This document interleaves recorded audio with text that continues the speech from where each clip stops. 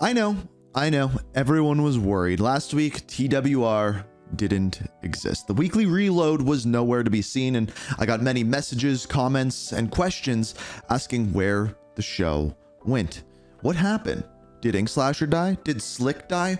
What exactly happened? Well, no, none of those are what actually happened, but rather, it's actually some pretty good news. Slick, you see, Big Daddy Slick, the editor of the show himself, is now officially an American immigrant. He moved there last week and was very busy, so we took a week off so he could get settled, but he is back in the grind. We once again have him locked to the radiator, and he is ready to edit. So TWR is back. Sorry for the delay last week. We're going to take all of last week's news, throw it into this week, and speaking of which, I have to start out by saying happy Thanksgiving to everyone watching in the Americas. Us Canadians had it about a month ago, other people throughout the world, different times, but you Americans, I'm hoping that you got all of your sweet Black Friday deals and are now ready to get back to the grind before Christmas, because that's exactly what we're doing here. Speaking of which, the next big thing coming before Christmas is the Game of the Year Awards. This is, of course, hosted by Jeff Keighley. I believe it's happening on December the 12th this year. And the Game of the Year nominees are Claire Obscure Expedition 33, Death Stranding 2 on the Beach, Donkey Kong Bonanza, Hades 2, Hollow Knight Silk Song, and finally Kingdom Come Deliverance 2. Now, some people are a little bit upset that Ark Raiders didn't make that list. However, it is on some of the other lists like Multiplayer Game of the Year, but I truly believe it should have been on some of like the Best Game Direction, things like that, and it didn't make those lists either. So I think it got snubbed a little bit. Personally, if you're wondering what I'm voting for, Expedition 33 was absolutely my Game of the Year, freaking masterpiece, and I think it deserves all the awards. I'm sure it's going to win. Now, as we were mentioning Thanksgiving, we of course have to mention food. Oh, and yes, that means food news. Now, there's a couple here specifically looking at fast food. The first of which is that KFC was actually offering a interesting Thanksgiving deal called the Cluck Turkey.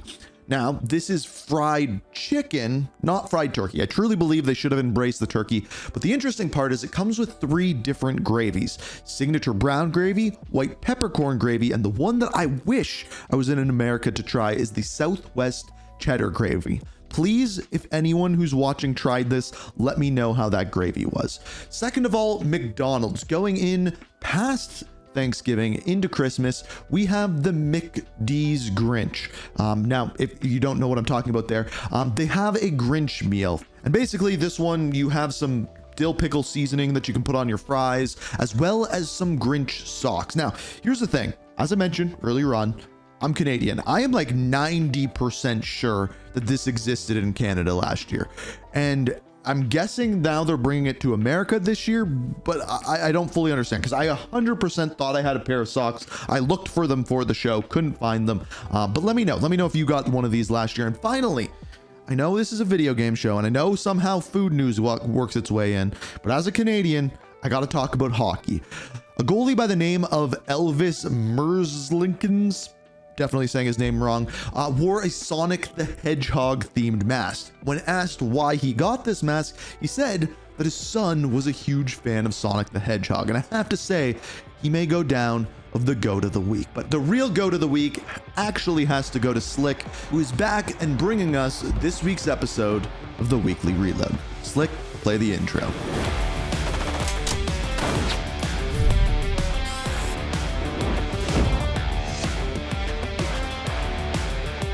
All right, let's start things out this week, which, by the way, if you don't know what the Weekly Reload is your favorite gaming news show that comes out every single Sunday, except for last Sunday.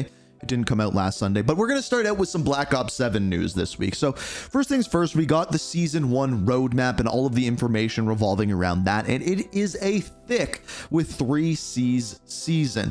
Now, if you don't know some of the things that are coming here, first of all, Zombies fans, you are going to be getting the Astra Malorum map. This map looks quite literally insane. It takes place on top of a floating skull asteroid in outer space. There's zombie robots, and it's a crazy looking map. On top of that, we have Warzone. A new map called Haven's Hollow is making its way into the fold. They also announced that open matchmaking will be coming to Warzone Warzone in conjunction with the casual playlists being there as well. And then finally, multiplayer, there's like 7 different maps, 7 different weapons, a ton of content coming within Season 1, and even the co-op campaign endgame is getting some updates as well. Kind of like the Origin zombie boss is making its way into the endgame map as well. There's some other mysterious things going on there. We don't know if they're upping the player level or things like that, but needless to say, Season 1 is looking absolutely beefy. Now, mentioning that open matchmaking in Warzone, one thing that's been up in the air this week, starting out with some videos from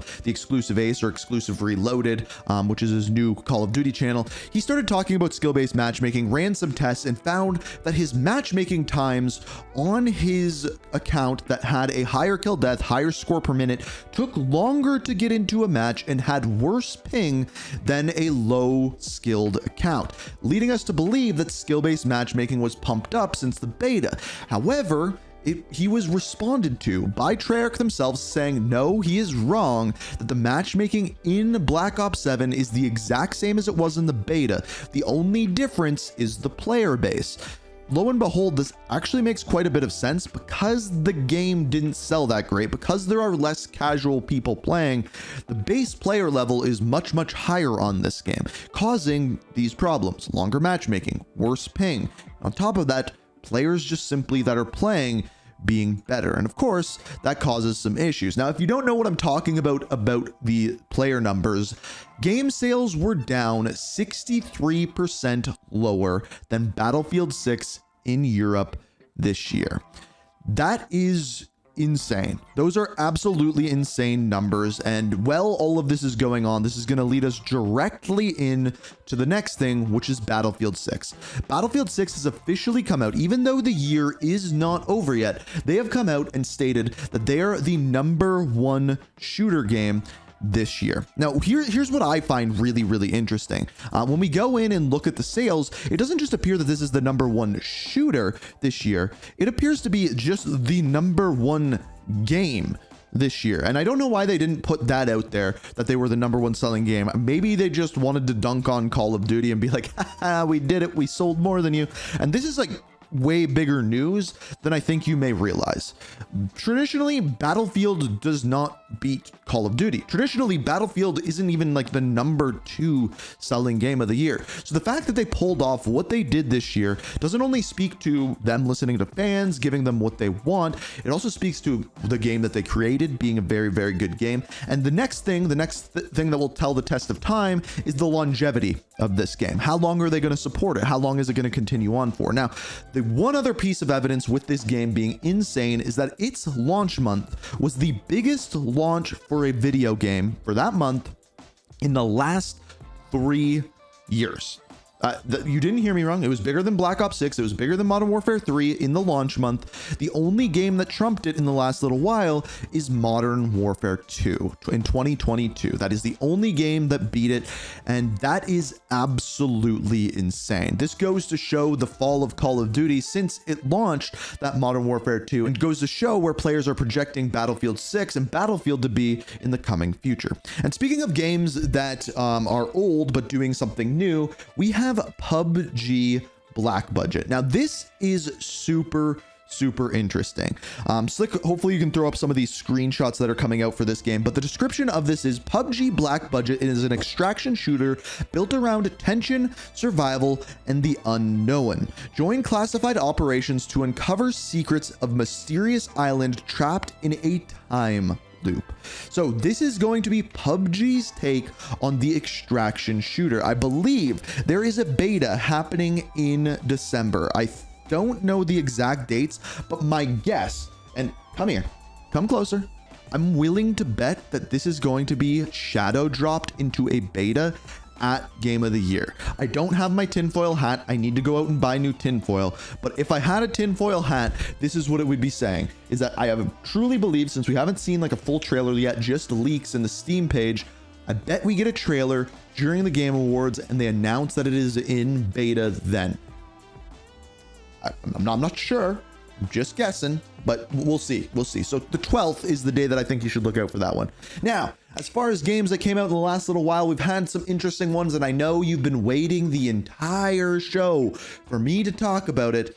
But yes, SpongeBob Titans of the Tides has officially been released. It is currently sitting at a 76 on OpenCritic, and only 59% of critics recommend it. But what I found interesting about this game is, for the last few years, people have wondered why Call of Duty keeps releasing on old gen consoles like a PlayStation 4 and things like that. Well, it turns out that SpongeBob has jumped ship sooner than Call of Duty. This game only released on PlayStation 5, Xbox Series X and S, and PC. So they are only on next gen, and Call of Duty is even afraid to do that. That's the other thing, by the way, that I forgot to mention before about Battlefield, is that it only came out on next gen consoles. So Call of Duty's excuse that they need to come out on old gen consoles because it gets them sales, Battlefield has proved that wrong, which is pretty interesting. And I truly believe it's because their PC sales were so high. But anyway, just had to throw that one in there too. The other games that came out include Kirby Air Raiders. This one's sitting at an 80%, and also Demon School. This one I know literally nothing about. That is sitting at a 79. Now for the rest of this year, there truly is only like 2 games that are going to be launched this year. One of them coming out on the 4th of December, aka this week, aka the same day that Season 1 starts for Black Ops 7, and that is Metroid Prime 4 Beyond. This is the last big game for Nintendo this year, launching super late, but people have been waiting for a new Metroid game for a very, very long time, and lo and behold, 2025 is going to be the year that we're getting it. Finally, we have on the 8th a game that I think is going underneath some people's radars, but that is a game by the name of Skate Story, a game where it's super stylized. They have made their own music for this game, and basically you are skating through the underworld in this super stylized skateboarding game. It looks super cool, sounds super cool. If you haven't checked this one out, I highly recommend it. But that is going to pretty much bring us in to the end of the year. As far as big things that we have left, the biggest thing, the Trailerama, aka the game of the year, is going to be the last big thing happening this year. Of course, we'll be covering it here on TWR, diving more and more into that, and moving into the new year. Slick and I've got some big plans for you guys, so I can't wait to bring you guys more and more content. I urge you guys, if you haven't done it yet, please hit the like button, subscribe, turn notifications on. Every single Sunday, we try to bring you the best of the best gaming news and food news. And apparently today, a little bit of hockey news as well. And yeah, if anything else, a big congratulations to Slick down in the comments. We're now neighbors. I mean, as a Canadian, Slick and I are now neighbors. It's confirmed here on TWR. Subscribe. Do it. Now. Have you done it yet? All right, later, dudes.